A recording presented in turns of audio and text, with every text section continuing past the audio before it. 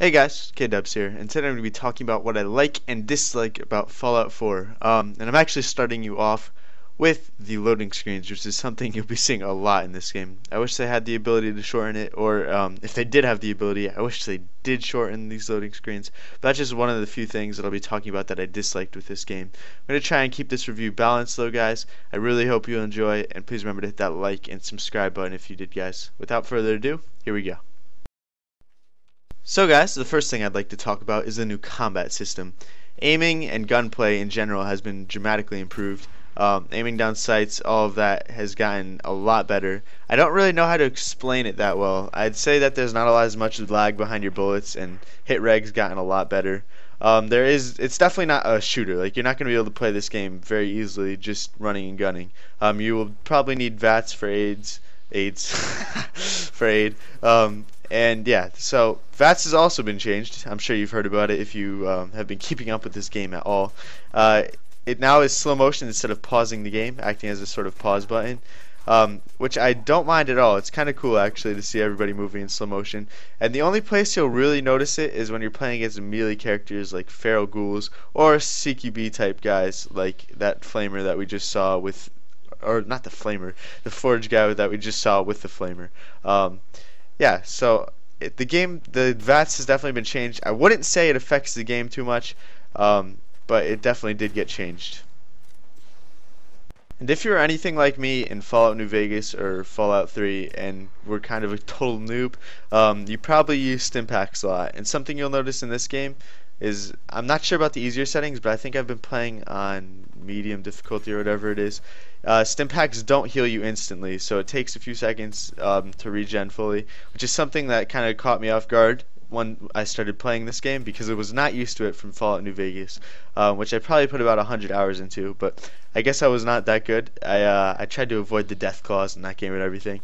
So yeah, that's something that I did notice right at the start of this game. Stimpaks do not heal you instantly, which is definitely not a big deal and adds a little bit of difficulty into this game, which I don't mind at all. Besides that though, guys, you're going to notice a huge enhancement in gunplay in this game, and it'll feel a lot more like a shooter than it did in the previous two games. I would definitely say that the combat has improved, and that I like this game a lot more because of that. The next thing that has been added into this game that may or may not change your gameplay in a huge way is settlements. Now these things can be used or built, I guess, off of junk that you find in-game. Now that may sound weird, since in the past few games you've just kind of been throwing out junk or using it in a junk jet, but now you can actually use it to build awesome houses, generators, power lines, power lights. I said power twice pretty much with generator. You can use it to build these houses that are just giant. You can pretty much do whatever you limit yourself to, or don't limit yourself to, would probably sound better. You could build furniture, just awesome decorations. You could build light shows. It's just so crazy what you could do now. There's also been added the ability for, well, I guess it's not even an ability, I guess it's just a new part of the game, is that power armor stands alone. It's pretty much its own suit, and I think that is a pretty awesome addition too. It adds strength and carry weight, which is cool. Also, settlers can now run these stores, which is really, really cool, and it actually earns you a caps deficit, or profit, not deficit, idiot. Earns you a caps profit, and you could also sell and buy from these guys. There's different types of sellers, and yeah, you could pretty much choose which ones you want or use them all.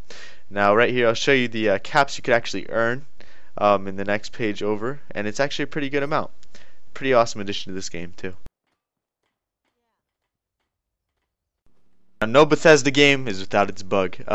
From this kind of minor one, just stopping this mission from progressing, all I had to do was fast travel to get out of it, to more dire ones, such as the infinite radiation one that you get whenever you spawn in after a corrupted save, which is definitely pretty annoying. You have to fast travel to get rid of it, which doesn't seem like a big deal, but after a while it does get quite bothersome. Now I know that this is probably just a production of what happens after a game is rushed out, but it's not too big a deal. You might be running into some glitches, some just weird things happening, but most of the time it's not going to affect your game too much, and if you do catch the glitch early, you can usually just go back to a previous save and delete the corrupted one.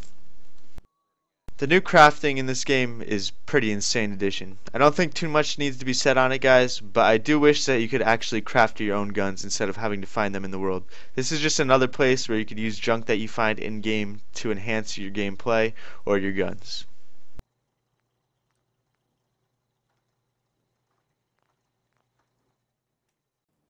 Well, guys, my opinions on this game are not too varied. I think I'm pretty much with the stream, the mainstream of people who like this game. I think it's a great game. I think there are a few bugs and things that should be fixed, and I'm sure that the modding community will have some answers to this. I kind of wish Bethesda had this stuff thought out a little bit earlier in, but it's really not too big of a deal. This game's still an awesome game, and I would definitely recommend buying it. And yeah, so I'd like you guys to just watch this little ending scene of me killing a Mirelurk Queen. It's actually the first time I've ever used a Fat Man in any of these games. I've never really been a big fan of these explosive weapons or just kind of one-shot, one-kill type of things. But this was definitely a pretty fun experience.